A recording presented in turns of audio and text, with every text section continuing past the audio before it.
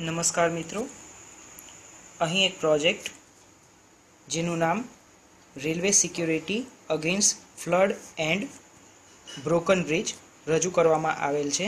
એટલે કે વરસાદના સમયમાં તૂટેલા પુલની નીચેથી વહી ગયેલી માટી અને વહી ગયેલી જમીન વિશે માહિતી આપતો તથા પુલની આસપાસ કાં તો પુલ જ્યાં છે તે નદી ઉપર પાણીનું લેવલ કઈ કક્ષાએ છે તે વિશે માહિતી અને ટ્રેનને વોર્નિંગ આપતો પ્રોજેક્ટ રજૂ કરવામાં આવેલ છે.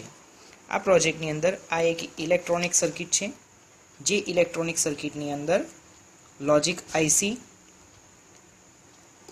કંટ્રોલર આઈસી, કેપેસિટર, બ્લુ રંગનું કેપેસિટર, તેની જેમ જ આ બીજા અન્ય 4 કેપેસિટર્સ છે જે ફિલ્ટરનું કામ કરે છે, સ્વિચ, રેડ, યલો અને ગ્રીન એલઈડી જે અનુક્રમે ડેન્જર, વોર્નિંગ અને નોર્મલ લેવલ ઇન્ડિકેટ કરે છે, જે પાણીના લેવલ પર તથા બ્રિજની નીચે જમીનની અવસ્થા પર આધાર રાખે છે. અહીં આ જે રચના છે તે બઝર છે, જે ઓડિબલ નોટિસ આપશે. અહીં એના પર આ સ્ટીકર લગાવીએ છીએ જેથી અવાજ ઓછો થાય. કાળા કલરની આ જે રચના દેખાઈ રહી છે તે ટ્રાન્ઝિસ્ટર છે. અહીંયા એક અન્ય એલઈડી છે લાલ રંગની, જે પાવર ઇન્ડિકેટર એલઈડી છે. પાવર સપ્લાય આપતા એ આપોઆપ શરૂ થઈ જશે, જે દર્શાવે છે કે 5 વોલ્ટનો સપ્લાય જે જરૂરી છે તે બરાબર આવી રહ્યો છે. આ સમગ્ર પ્રોજેક્ટને 12 વોલ્ટના એક એડેપ્ટર વડે પાવર સપ્લાય પૂરો પાડવામાં આવેલ છે,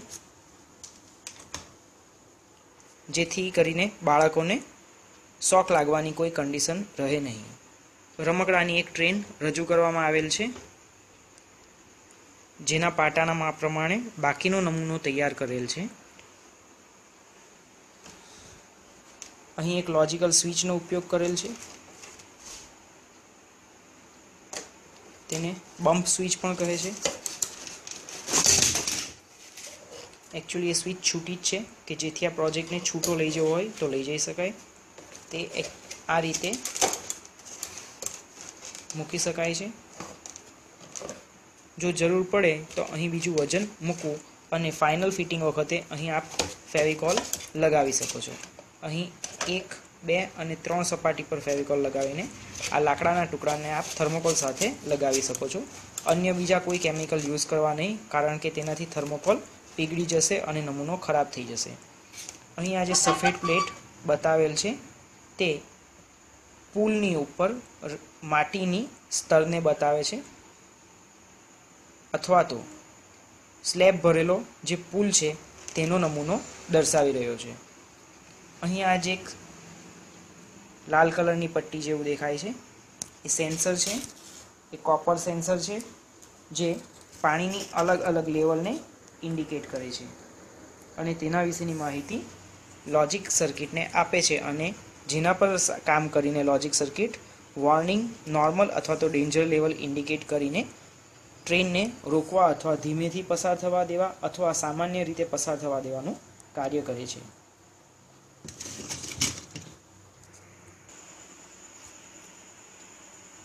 હવે અહીં પાવર સપ્લાય આપવામાં આવેલ છે, જેમાં લાલ એલઈડી ચાલે છે અને ગ્રીન એલઈડી ચાલે છે. ગ્રીન એલઈડી પુલ ઉપરની સામાન્ય અવસ્થા એટલે કે સુરક્ષિત અવસ્થાને દર્શાવે છે, જ્યારે આ લાલ એલઈડી પાવર ઇન્ડિકેટર છે, જે પાવર સપ્લાય બરાબર આવી રહ્યો છે તે દર્શાવે છે.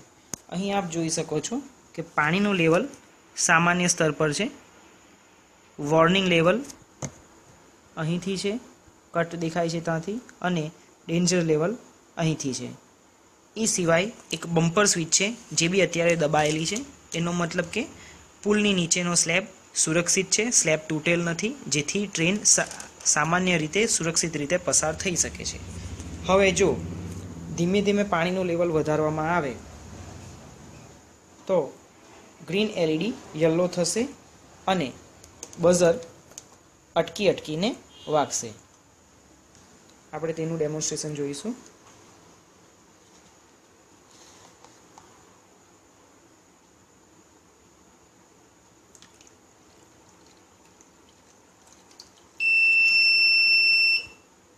થોડું પાણી વધતા વોર્નિંગ લેવલ પર આવી ગયું અને યલો એલઈડી ચાલે છે તથા બઝર અટકીને ચાલે છે. આ અવસ્થા બતાવે છે કે નદી ઉપર પાણીનું સ્તર સામાન્ય કરતાં થોડું વધારે છે અને ટ્રેનને પસાર થવા માટે વોર્નિંગ લેવલ છે, એટલે કે ધીમે ગતિથી ટ્રેન પસાર થઈ શકે છે અને સ્લેબ સુરક્ષિત છે. પરંતુ જો વધુ પાણી ભરવામાં આવે, એટલે કે નહેરની અંદર અથવા તો નદીની અંદર અથવા તો જે સ્થળ પર આ પુલ બનાવેલ છે ત્યાં પાણીનું લેવલ વધારે હોય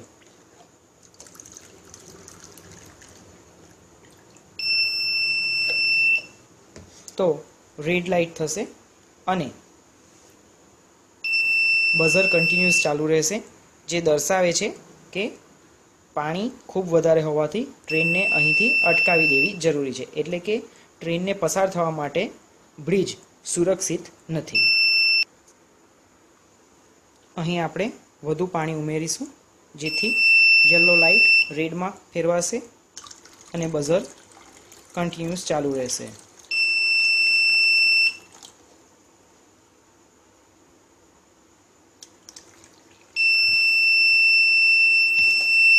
અહીં રેડ લાઇટ ચાલુ થઈ ગઈ.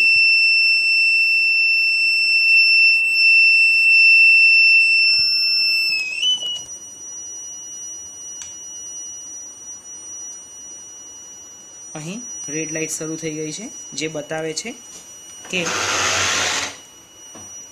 ટ્રેનને પસાર થવા દેવા માટે બ્રિજ સુરક્ષિત નથી, પાણીનું સ્તર વધારે છે.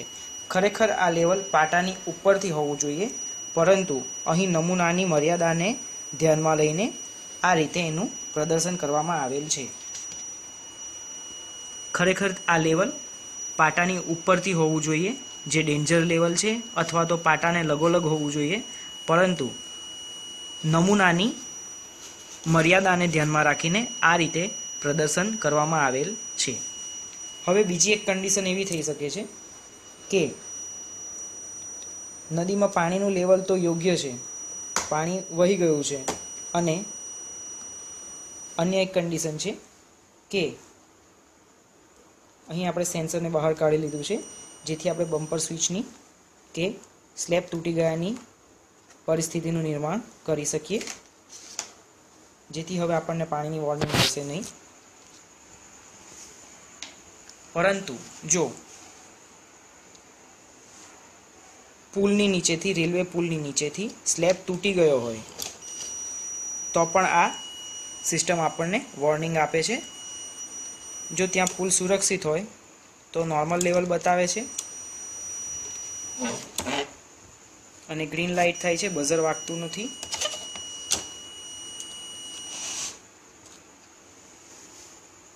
ગ્રીન લાઇટ છે, બઝર વાગતું નથી, જેથી ટ્રેન સુરક્ષિત રીતે પસાર થઈ શકશે. પરંતુ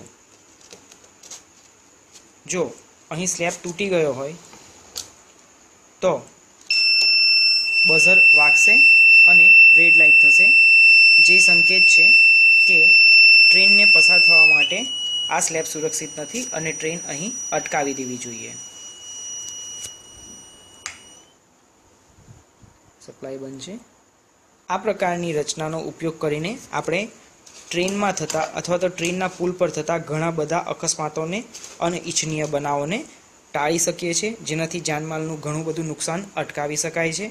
ઘણો સિમ્પલ અને સામાન્ય પ્રયોગ છે, જે બાળકોને તથા સમજવા માટે તથા લોકોને સમજવા માટે તથા સરકારને અથવા તો રેલવે ડિપાર્ટમેન્ટને બનાવવા માટે ખૂબ જ સરળ, સસ્તો અને ઉપયોગી નીવડી શકે એ પ્રકારનો પ્રોજેક્ટ છે. આ પ્રોજેક્ટની રચના જય ગુરુદેવ ઇલેક્ટ્રોનિક્સ બારડોલી દ્વારા કરવામાં આવેલ છે. તે વિજ્ઞાન મેળા પ્રદર્શન 2016 માટે રજૂ કરવામાં આવેલ છે, 2015 માટે રજૂ કરવામાં આવેલ છે. આ પ્રકારના અન્ય વિડીયો માટે આપ સ્ક્રીન પર બતાવેલ નંબર પર કોન્ટેક્ટ કરી શકો છો અથવા તો અમારી વેબસાઇટ ઉપર લોગિન કરી શકો છો. વેબસાઇટનું નામ છે www.123projects.in અથવા તો આપ યુટ્યુબની ચેનલ ઉપરથી પણ અમને મેસેજ મોકલી શકો છો. ધન્યવાદ.